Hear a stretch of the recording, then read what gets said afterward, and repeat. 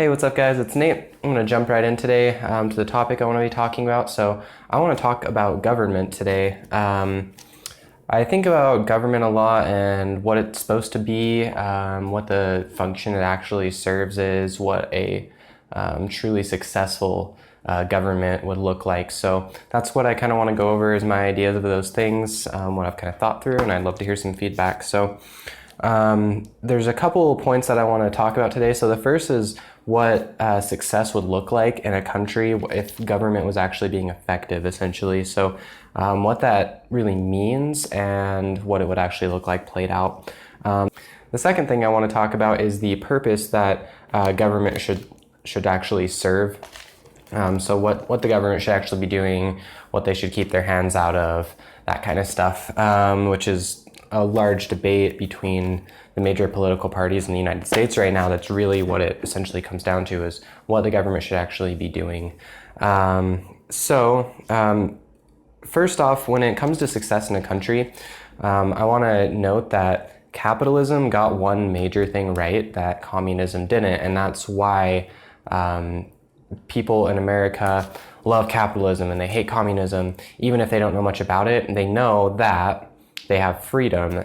Individual freedom is a super, super important thing that the United States absolutely got right when it established itself as a country.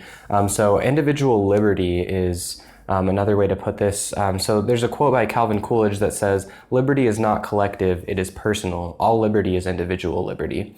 And I totally agree with that quote because when you think about it, communism made it so that people can't actually choose how to run things or what they want to do. Everything's just kind of set up for you. So sure, everybody has their necessities, they have their essentials, and they can live. But the problem with that is that everybody, once they have their necessities, starts aiming for self-actualization, as Maslow put it. So self-actualization is the idea that you find your personal meaning in life, you find your goals, your passions, and you pursue those things and you become successful in a way that you personally would consider. So communism doesn't often allow for that because it kind of assigns everybody a role, and it makes it so that the society is thought of as a collective and not individuals. The best way to do it is to be a collective of individuals. And so emphasizing the individual and individual freedom is a super essential thing that capitalism got right.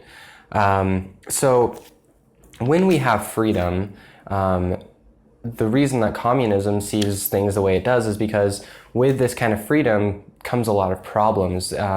For instance, in America, we see this, people are super unhealthy here. We have a super high obesity rate that's been going up astronomically recently, within the past 30, 40 years. And the reason for that is because people have the choice to eat completely unhealthy if they want to. And that's an awesome thing to be able to choose to even do something that's unhealthy. That's an essential thing for a successful government. But it creates this problem of people who are completely unhealthy, and then companies that start to take advantage of that. They don't carry the health of the people as long as they're making money off it. So they make things that are cheap and taste good and that are usually super bad. Super unhealthy for you. So another problem that the freedom of capitalism that brings is the ability to be extremely greedy and to sit on as much wealth as you can and not have to give it away, not have to do anything else for society. So we see this with people like Jeff Bezos, who is the richest person in the world right now, has the most wealth of anybody in the world, yet chooses to sit on virtually all of that wealth. He donates maybe a few $1 million a year, which is nothing compared to his $150 billion fortune. So it's really, so you can see the kind of problems that come with this freedom. However, we know that it's a fact that we need these freedoms. So how do we go about fixing these problems if we can't encroach on those freedoms by enforcing laws? Because that just takes away from one of the most fundamental things of a successful society. So the second part of a successful society comes down to education and upbringing. So education and upbringing are really everything when it comes to the development of a person. So if you have a good moral education and a good moral upbringing, people will be good Same with health. If you teach children to be healthy at a very young age and teach them what it actually means to be healthy and how to actually do that, which is something that I think is completely lacking in the current school system, those kind of things will actually make a better generation that if they do end up getting wealthy, they'll make the decisions to try to help society. Even if they're faced with the choice to buy some processed packaged food at a grocery store, they'll go for some fruit instead because they know what it actually means to be healthy. They know the value of that. So education and a good upbringing is the other essential ingredient for a successful country. So now I want to kind of get into what should the government do? We kind of know what the government shouldn't do. We know that it should provide individual freedom, but the government still needs to be here for certain things. Some people think that we don't need government at all, but I think there's a lot of things that the government really does have a place in. So first, I think that the government should do infrastructure like it already does. So putting in roads, setting up water lines, utility lines, stuff like that, taking care of our trash, setting up public transportation.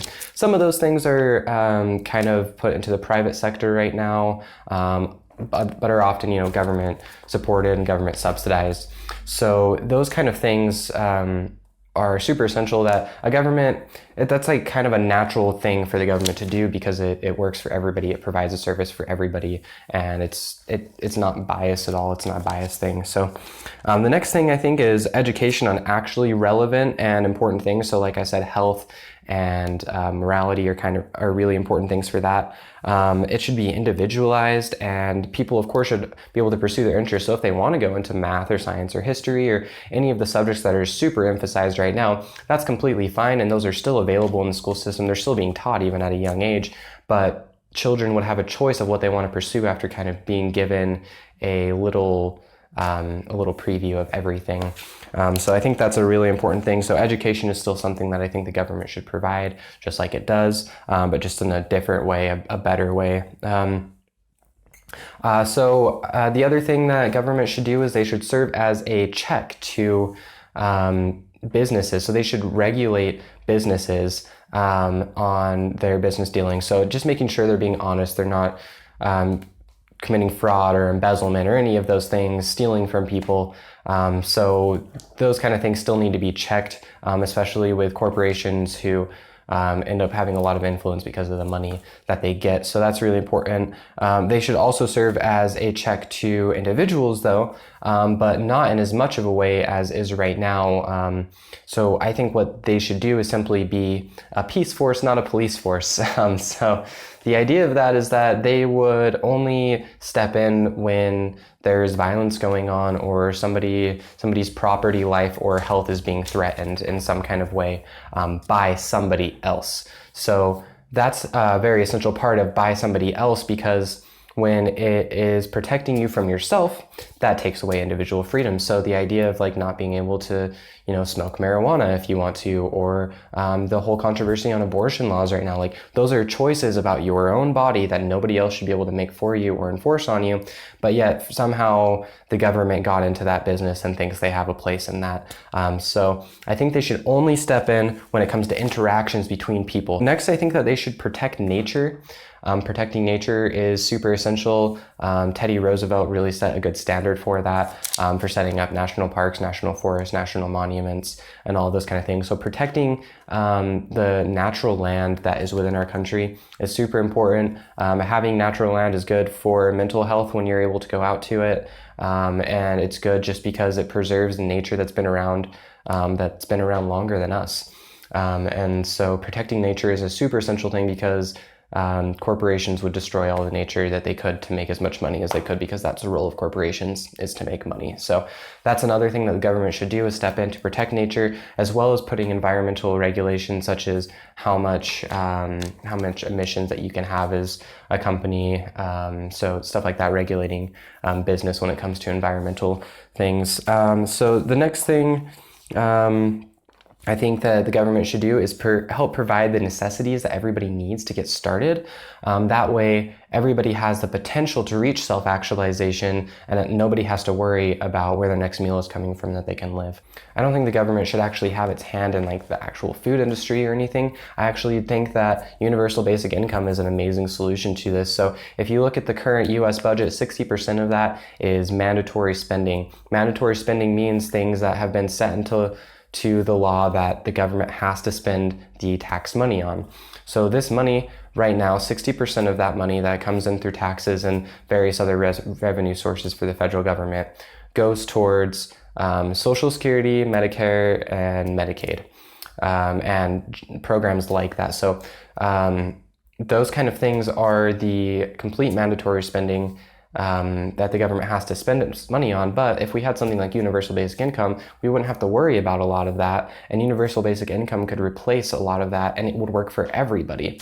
And of course, we could still leave in things like disability and stuff like that, so it would be an extra income maybe on top of universal basic income for people who are disabled, so they can still do more things than just survive because they don't have the ability to work or whatever it may be. So I think that's another essential function of the government. Next is setting up incentives. There are incentives for certain things, such as going to school, which is a great incentive, using an electric car, which is an awesome incentive, but there could be so much more done for these incentives programs. So for instance, instead of incentivizing having children like the current government does, we have too many people in the world. Why not incentivize having less children? So if you don't have children, maybe you get a certain amount of money on your tax return or something like that. You could also do it for, say, low waste. So since the government's taking care of infrastructure and taking your trash, they could tell how much trash you're producing. So if you're producing less trash and polluting the world less, here's another incentive. So, or even solar panels, or how often you buy local. So things like that that encourage the well-being of the planet and the population should be incentivized to help people want to do better, and maybe they'll understand the real reasons, even if the money is originally the reason that they're doing it. And then last, a simple one that the government always does is distribute currency. I think that's just an essential function of the government. They should distribute currency because nobody else should be in charge of that. It's essential and should be on by a source for that. And then I have this little idea about that I just kind of came up with recently, so I'd love some feedback and hear kind of the thoughts on this. But from my understanding, the only time that money is created right now in the world is when people take out loans from banks. So that basically creates this money that goes to the bank from the Federal Reserve that gets created so that they have the money that they loaned somebody else, and until it's paid back. So basically, the only time money is created is when debt's created. I think that's, just obviously a terrible idea and just kind of sucks that that's the way it is. I think maybe a better way to put new money into the world, say, so we don't have enough money to go around right now for everybody to have. If we split it up between the whole entire world, we'd only have like $15 or something like that. It's really a low amount of money. So every time that there's a new person in the world, we could give them a little bit of money when they turn 18 to give them a good start. And the money goes directly to the individual because the money is being put into the economy because of that individual, because there's another person who needs who needs resources. So those are all the things that I think the government should do. So that's really what I wanted to talk about today. So what success in a country really looks like and what the government should do in light of that. So thanks for watching, guys. Like, subscribe below, leave comments. I'd love to hear feedback. I'll put a link to my blog below where I talk about a lot of this stuff as well in shorter segments. So thanks for watching again, and have a good one.